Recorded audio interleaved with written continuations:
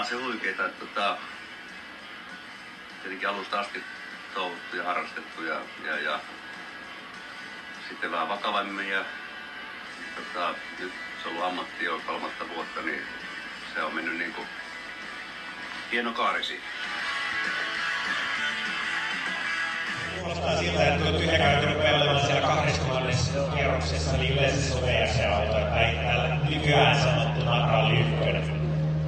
Kiitos enemmän tilattavaa, me jatketaan Suomessa juttua vähän myöhemmin, mutta nyt hyvä yleisö. Tiedättekö te, ketkä sinne on tullut? Nyt voi sitä kättä laittaa yhteen lipun kiehumaan.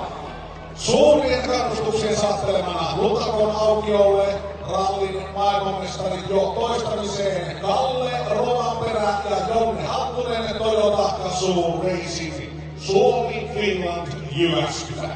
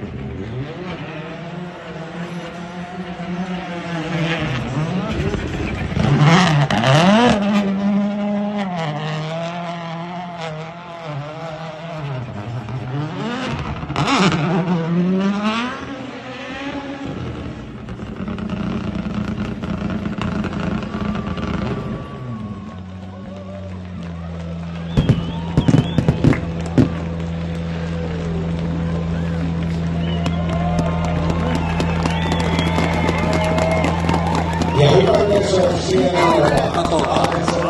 rallin maailmanmestari Kalle Rovanperä ja Jonne Hattunen.